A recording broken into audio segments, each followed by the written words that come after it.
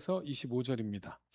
사도행전 17장 24절에서 25절입니다.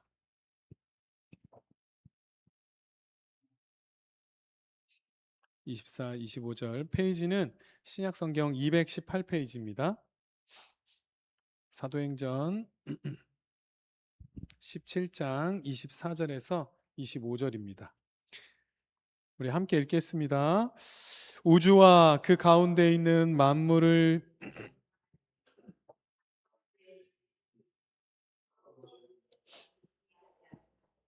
또 무엇이 부족한 것처럼 사람의 손으로 섬김을 받으시는 것이 아니니 이는 만민에게 생명과 호흡과 만물을 친히 주시는 이심이라.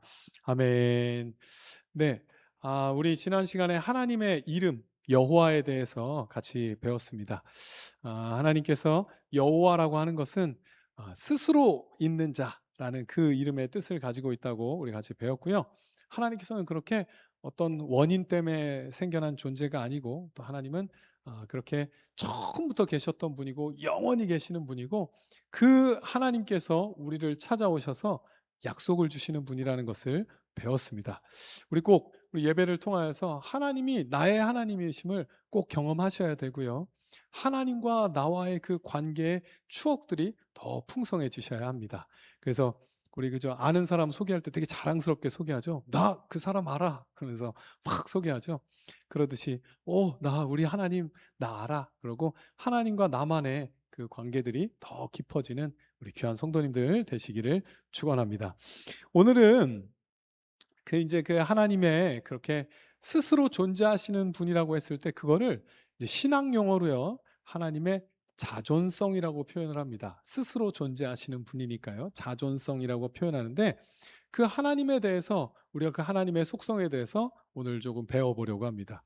하나님이 어떤 분이신지를 아는 것이 굉장히 중요한 것이요, 그렇죠? 하나님이 어떤 분이신가에 대해서 우리의 기도가 달라지게 되고요, 우리 신앙의 태도가 달라지게 되는 겁니다. 우리 사람을 대할 때도 그렇죠. 사람을 대할 때도 그 사람을 알면 알수록 그 사람에게 맞게 그 태도를 취하게 되고요.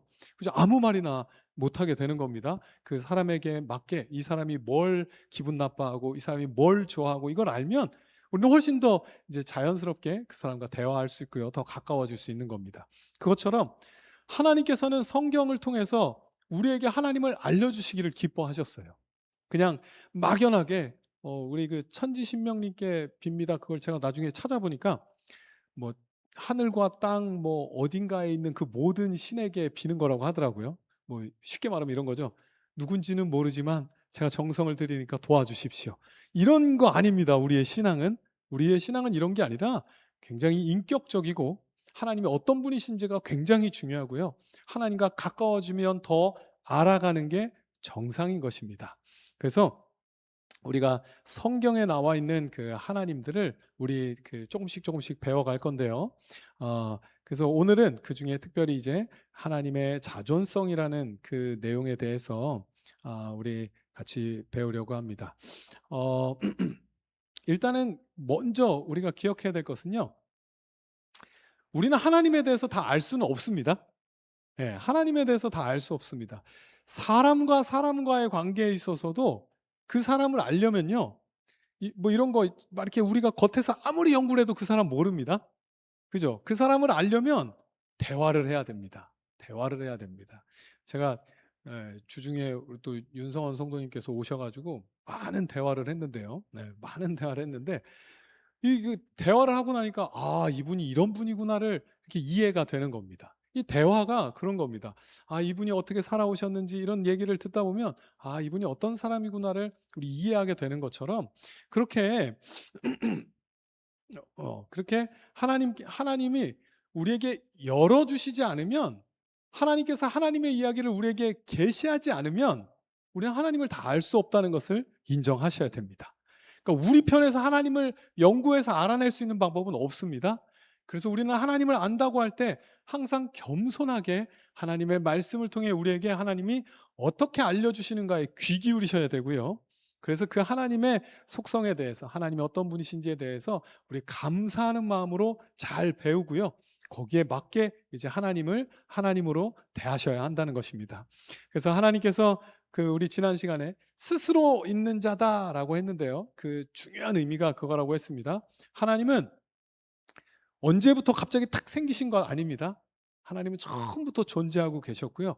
우리가 지금 알고 있는, 우리는 어쩔 수 없이 시간 안에서 태어나잖아요. 근데 하나님은 시간도 만드신 분입니다. 제가 이거를 막 이제 젊었을 때 곰곰이 고민을 해봤어요. 시간을 만드셨다는 거, 그러면 시간 전에는 뭘까? 근데 우리의 어떤 그 이성의 한계로는 도저히 알 수가 없는 내용이죠. 그래서 하나님께서는 그렇게 시작도 끝도 없으신, 처음부터 존재하시는 분이고요. 그런 하나님께서 우리를 창조하셨다는 것입니다. 이게 굉장히 중요합니다. 하나님은 어떤 원인 때문에 생겨난 존재가 아닙니다. 근데 우리는 어떻습니까? 우리는 어떤 원인 때문에 생겨나는 겁니다. 우리는 낳아주신 부모님이 계시고요. 우리는 어떤 다른 것에 의존해서 살아갑니다. 그렇죠? 우리 뭐 밥을 먹어야 살고요. 외부에 있는 것들을 우리가 흡수해야 살아갑니다. 근데 하나님의 자존성이라고 할 때에는 하나님께서 어떤 것에도 의존하지 않으신다는 것입니다. 그러니까 쉽게 말하면 이겁니다. 하나님은 뭐 없으시면 안 되는 분이 아닌 겁니다. 우리는 뭐 없으면 안 되죠. 당장에 물 없어도 안 되고요. 음식이 없어도 안 되고요. 또 주변에 사람이 없으면 외롭고요. 우리는 그렇게 뭔가 필요하고 어딘가에 의존하고 어딘가와 함께 공존하고 있는 존재인데, 하나님께서는 어떤 것도 그렇게 반드시 필요한 분이 아니라는 것입니다. 이게 이제 자존성이라는 그 내용의 중요한 내용인데요. 그래서 하나님께서는 어떤 그 결핍이 없으신데, 근데 이제 어떤 그 몰트만이라는 신학자가 있습니다. 몰트만이라는 자유주의예요. 그러니까 이 자유주의 신학이라는 건 뭐냐면 그 성경을, 기독교를 어떻게든 이성적으로 다 설명을 하려고 하는 시도였습니다. 그러니까 막 초월적인 부분들은 다 빼버리고 우리 이해할 수 있게 그런 기독교를 만들자 했던 사람들이 자유주의 신학자들인데요. 그 중에 하나 몰트만이라는 사람이 이런 얘기를 했습니다. 한번 들어보시기 바랍니다. 뭐 이거는 잊어버리셔도 돼요. 중요하지 않은 말이니까. 틀린 말입니다. 하나님은 이 세계와 인간을 필요로 한다.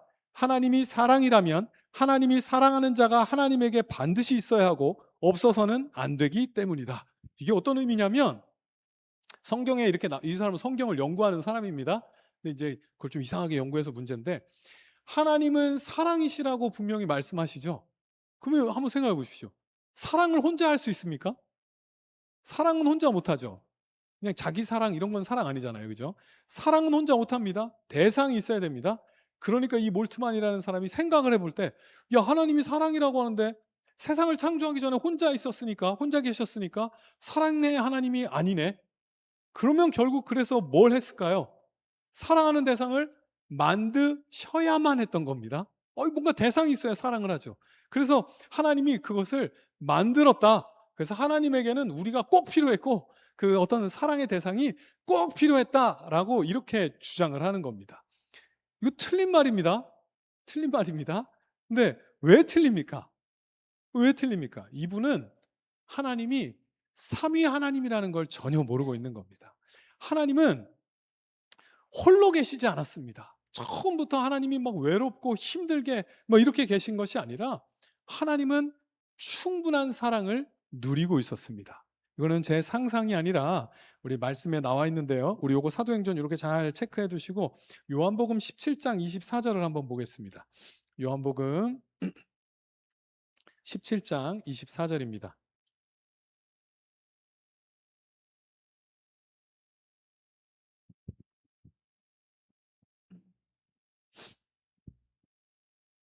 요한복음 17장 24절, 페이지는 신약성경 178페이지입니다. 같이 읽겠습니다. 시작. 아버지여, 내게 주신 자도 나 있는 곳에 나와 함께 있어 아버지께서 창세전부터 나를 사랑하심으로 내게 주신 나의 영광을 그들로 보게 하시기를 원하옵나이다. 아멘. 원래는 이 17장 전체를 봐야 되는데요. 요한복음 17장은 진짜 중요한 장입니다. 진짜 중요한 장입니다. 왜냐하면 예수님께서 하나님의 마음을 알려주시거든요.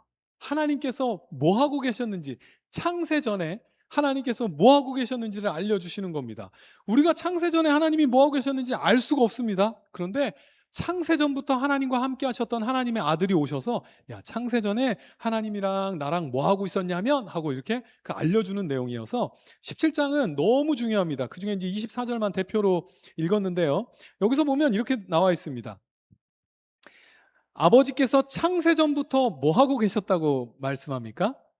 나를 사랑하심으로. 네, 저 구절 아닙니다. 네. 네, 저거 아니고 요한복음 17장 24절입니다. 네, 창세전부터 나를 사랑하고 계셨다라고 그렇게 말씀하십니다. 창세전부터 예수님을 사랑하고 계셨다는 겁니다. 그러니까 세상을 창조하시기 전에 하나님은 홀로 계신 것이 아니라 이제 요한복음에 나오지 않지만 하나님은 삼위 하나님이죠. 삼위일체 하나님, 성부, 성자, 성령, 삼위일체 하나님이신데요. 처음부터 성부, 성자, 성령 하나님이 그렇게 삼위일체로 계셨는데 그때 그 하나님이 뭐하고 계셨냐면 그렇게 서로 사랑하고 계셨다는 것입니다.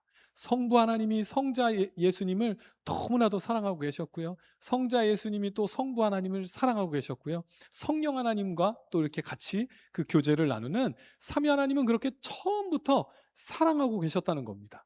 이게 왜 중요하냐면요. 하나님은 처음부터 그 사랑을 풍성하게 누리고 있어서 뭐가 부족하신 분이 아니었던 겁니다. 풍성해, 충만하게 그 사랑을 누리고 계셨기 때문에 대상이 없어서 외로운 건 절대 아니라는 겁니다. 그러니까 이걸 잘 알고 보면요. 하나님이 사람을 창조하신 이유가 이렇게 너무 심심하네. 할 일이 너무 없네.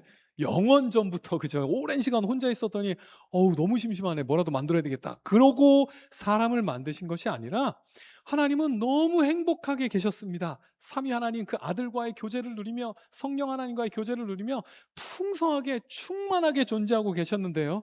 그래서 그게 모자라서 세상을 창조하신 것이 아니라 결핍이 있어서 세상을 창조하신 것이 아니라 오히려 충만해서 나누어 주시려고 하나님께서 세상을 창조하신 것입니다. 우리 이거 좀 비유가 조금 이상하긴 한데요. 우리 기쁜 소식 있으면 어떻습니까? 막 좋은 정보를 알면 막 너무 좋은 걸 알았어요. 제가 이렇게 뭐 어르신들이 그런 거 많이 하시죠. 막 이거 써봤더니 효과가 너무 좋은 겁니다. 이거 먹었더니 뭐 효과가 너무 좋아요. 그럼 어떻게 합니까? 혼자 이렇게 간직하고 계십니까? 아니죠. 막 이거 한번 먹어보라고 이거 너무 좋다고 막 그렇게 막 이렇게 소개를 하게 되죠. 마치 그것처럼 하나님이 그 삼위 하나님 안에서 너무 깊고 너무 충만한 사랑을 누리고 계셔서 거기서 끝나는 것이 아니라 하나님께서 세상을 창조하시기로 결정하시고 사람을 만드시기로 결정하시고 이 사랑 내가 누리고 있는 이 너무 좋은 것들을 얘네들하고도 같이 누려야 되겠다. 얘네들에게도 나누어 줘야 되겠다. 이게 창조의 이유인 겁니다. 이게 너무 중요합니다. 하나님은 우리가 너무 필요해서 너무 외로워서 창조하신 게 아니라 그 좋은 걸 나누어 주시려고 창조하신 겁니다. 하나님이 뭐 모자라서 힘이 부족해서 우리를 만드시고 야 빨리 나를 좀 섬겨라. 나를 좀 도와라. 이러시는 것이 아니라 하나님은 모든 게 너무 충만하고 완전하고 자족하시는 분이신데 그거를 나누어 주기 위해서 그 기쁨을 나누시기 위해서 그 사랑을 나누시기 위해서 우리를 창조하셨다는 것입니다. 그러면 이렇게 생각해 보겠습니다. 하나님이 가장 기쁜 순간이 뭘 것 같습니까? 가장 기쁜 순간이 하나님의 사랑을 우리도 누리는 순간, 하나님이 그 삼위 하나님이 누리던 그 교제 가운데 우리를 부르셔서 하나님을 우리가 사랑하게 되고 하나님을 즐거워하게 되는 그 순간이 하나님께서 가장 기뻐하시는 순간인 겁니다. 우리가 뭘 해서 하나님이 기뻐하시는 것이 아니라 우리가 막 하나님을 위해 막 그런 어떤 봉사를 하고 그래서 하나님이 기뻐하시는 것이 아니라 하나님의 사랑을 기쁘게 누리는 것.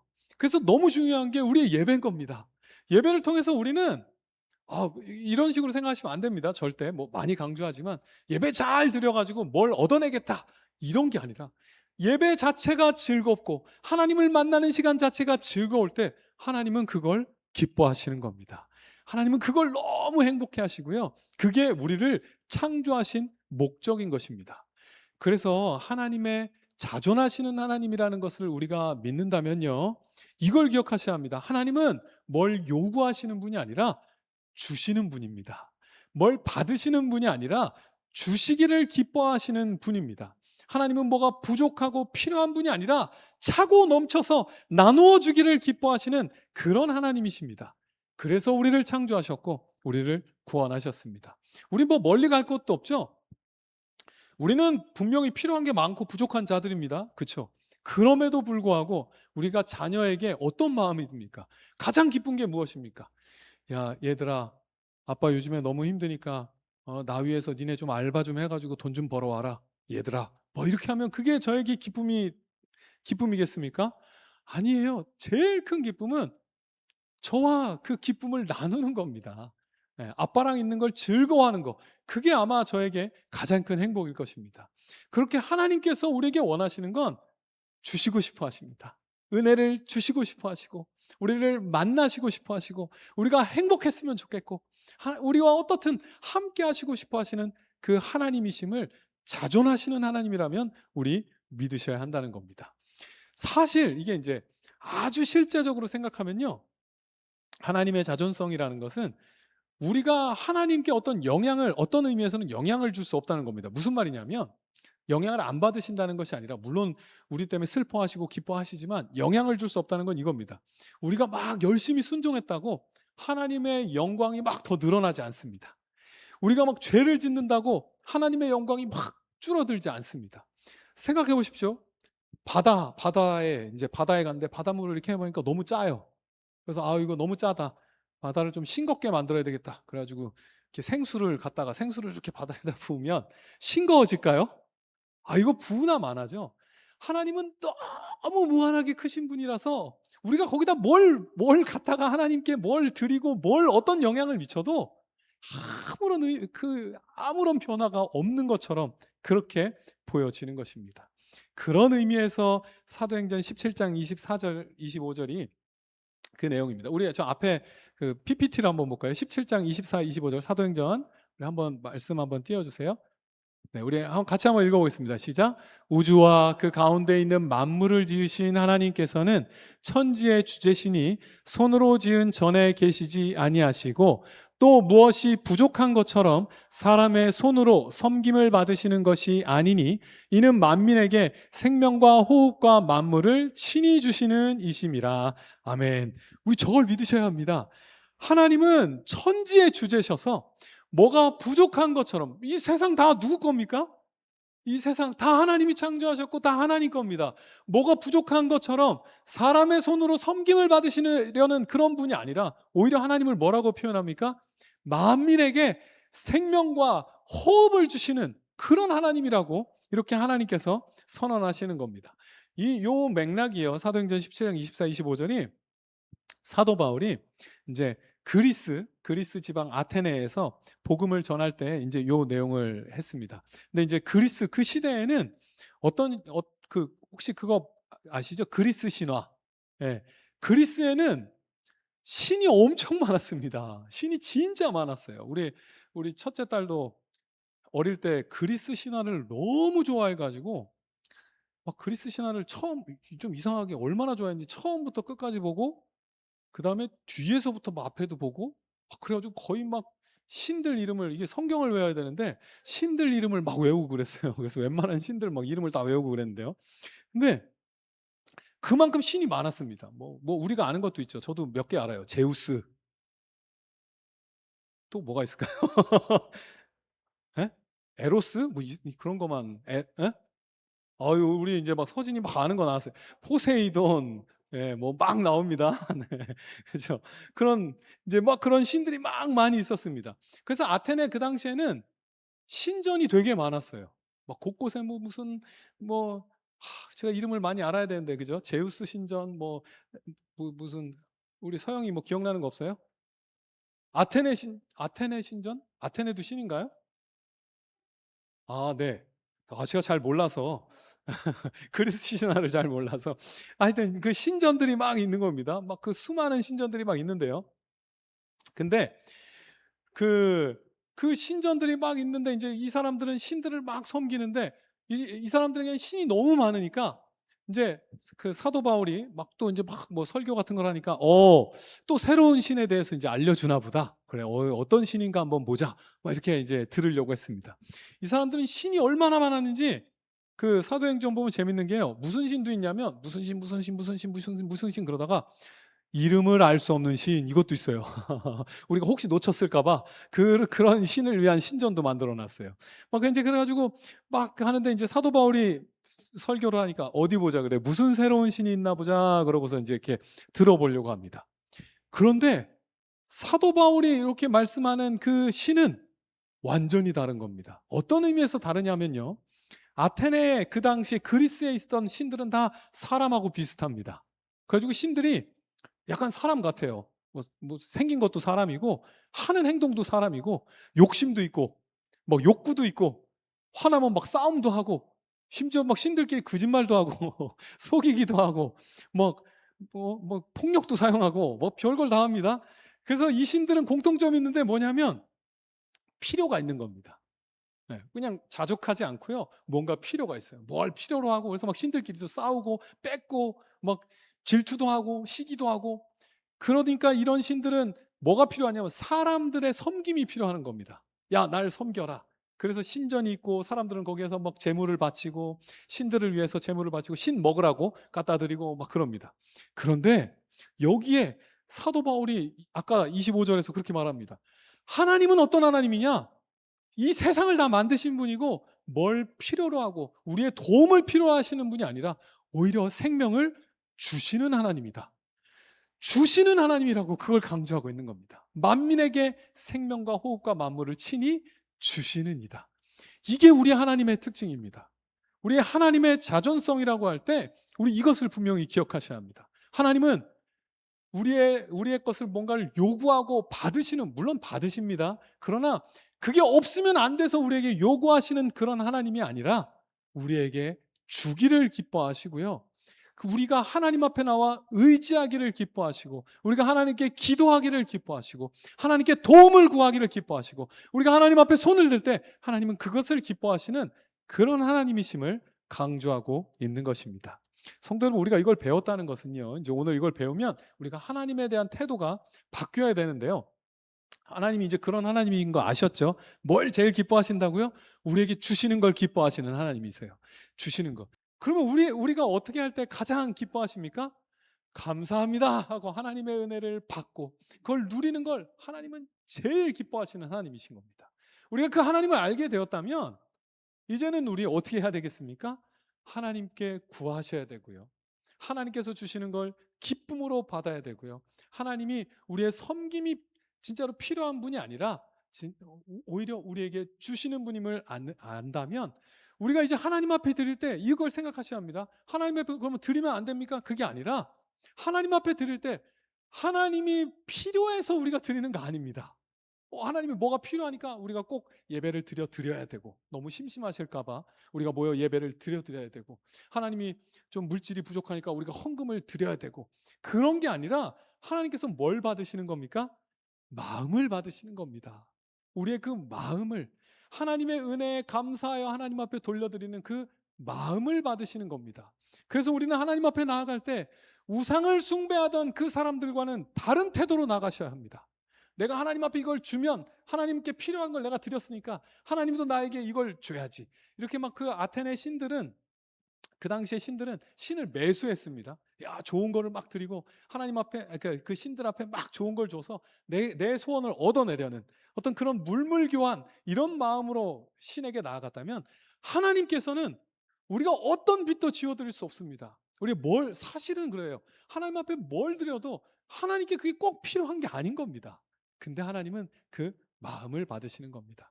가끔 이제 제가 그 생일날 우리 자녀들이 이제는 좀 많이 컸는데 어릴 때 선물을 받으면 진짜 막 재밌는 선물 많이 받습니다. 뭐 장난감도 가끔 받기도 하고요. 예, 장난감도 자기들이 만들어서 어떻든 그 장난감을 막 주기도 하고요. 사탕을 주기도 하고요. 뭐 이런 선물 그게 저에게 없으면 안 될 만큼 꼭 필요합니까?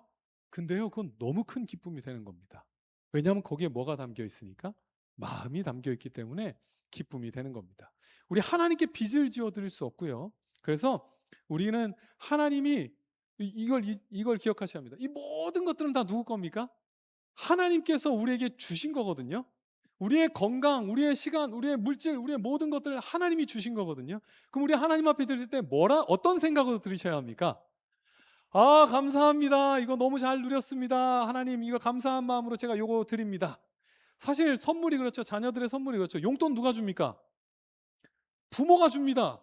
근데 그 부모에게 받은 용돈을 가지고 모아가지고, 우리 그때 그 서진이가 그 결혼 기념일이라고 엄마 아빠 데이트하세요. 그러면서 이제 5만 원을 탁 줬는데, 뭐 그게 뭐 정확히 말하면 우리가 준 건 아니고 이제 그 뭐 세뱃돈 받고 뭐 그러긴 했는데, 어떻든 부모님 때문에 받게 된 그 돈들이지만 그거 다시 돌려드리는 거 아닙니까?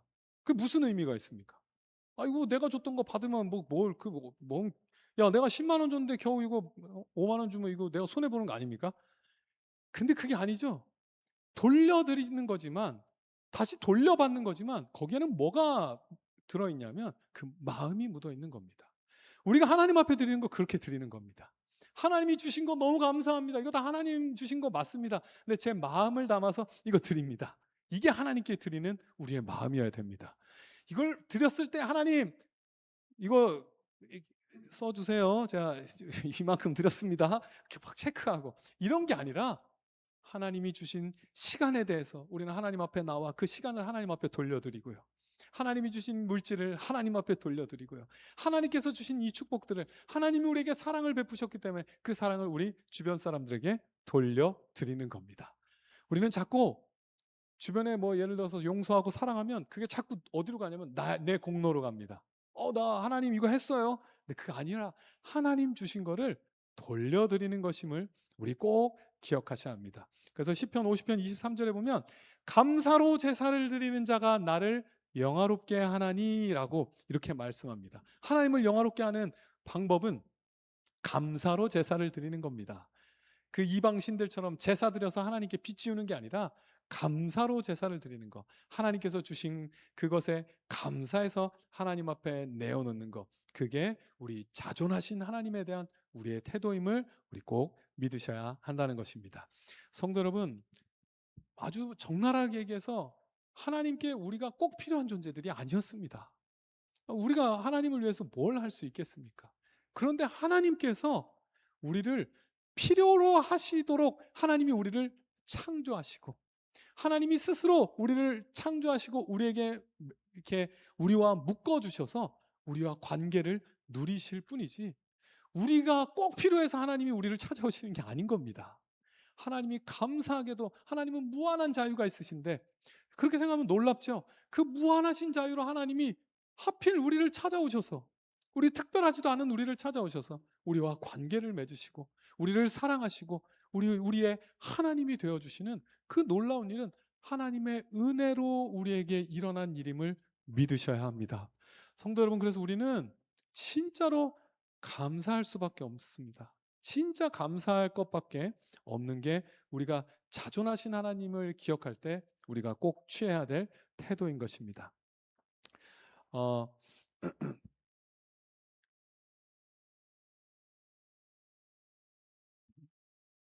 예, 우리 제가 아까 선물 얘기를 했는데요. 제가 받았던 선물 중에 뭐 언젠가 소개했던 적도 있는 것 같은데 아직도 잊어버리지 않는 너무 기쁜 그 선물이 있는데, 너무 기분 좋았던 선물이 있는데, 우리 자녀들 3명이나 나와서 그래도 셋이서 이렇게 합쳐가지고 저한테 선물을 해줬었어요. 그때 애들이 많이 안 클 때였는데, 그 제가 커피를 좋아하니까, 그것도 이제 너무 감동인 거예요. 제가 커피를 너무 좋아하니까 커피를 담을 수 있는 텀블러를 아이들이 상의해가지고 그거를 선물로 준 겁니다. 근데 그게 가격이 35,000원이더라고요. 가격표를 떼고 줘야 되는데 그거 붙어 있어가지고 제가 확인을 했어요. 35,000원짜리를 줬는데, 근데 이게 예, 되게 재밌는 게, 첫째가 35,000원, 이거 계산을 해보시면 됩니다. 첫째가 13,000원, 둘째가 12,000원, 셋째가 11,000원이었는데 이상하네요. 36,000원짜리였습니다. 제가 36,000원짜리. 어쩐지 이상해. 첫째가 13,000원, 둘째가 12,000원, 셋째가 11,000원. 이래가지고 36,000원 맞죠? 계산. 36,000원짜리 텀블러를 사준 겁니다. 근데 저는 그게 아직도 이렇게 기억을 하고 있어요. 너무 기분이 좋았어. 일단은 얘네가 저를 위해 선물을 골랐다는 것도 너무 좋았고 그 분배가 저는 너무 기쁨이 있는 겁니다. 첫째 13,000원, 둘째 12,000원, 셋째 11,000원. 우리한테는 아무것도 아니죠. 11,000원 뭐 이거 아무것도 아니지만 우리 그 당시에 저 어린 서진이에게 11,000원 얼마나 큰 돈이었겠습니까? 그 당시에 한 달 용돈이 뭐 10,000원 뭐 이랬는데 11,000원이면 한 달 용돈을 넘어가는 엄청난 돈인 겁니다.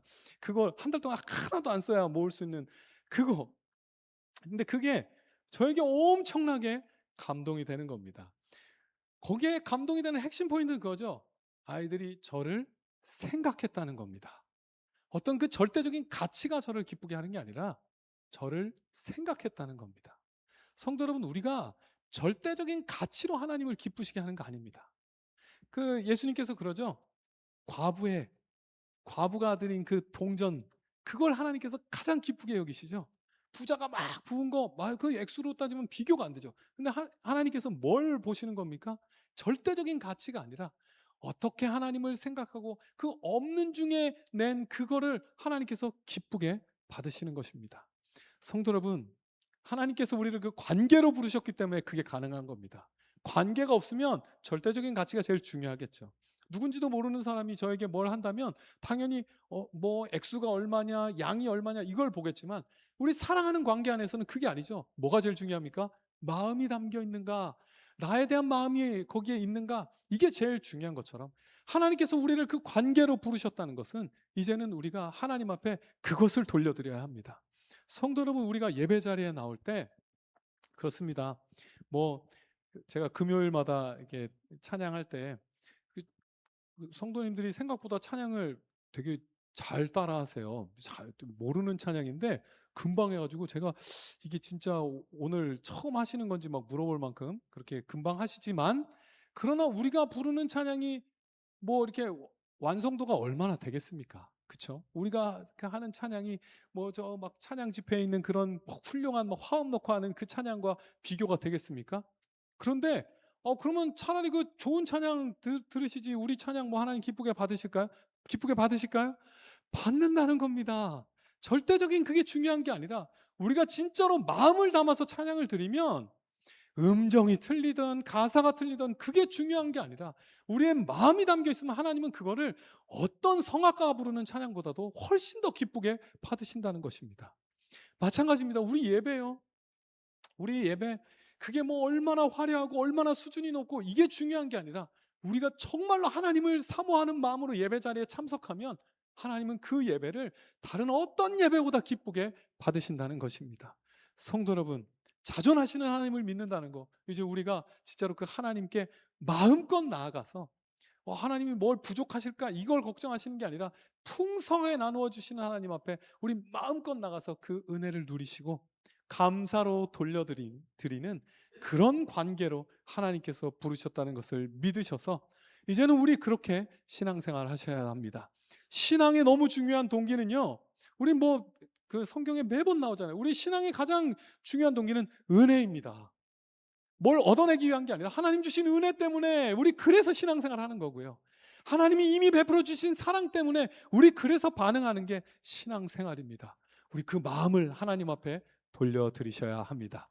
우리의 모든 예배와 우리의 모든 그 신앙생활과 모든 것들이 정말로 하나님 주신 것에 너무 감사해서 하나님께 돌려드리는, 그래서 하나님께서 기뻐하심을 믿으시는 우리 귀한 성도님들 되시기를 주의 이름으로 축원합니다.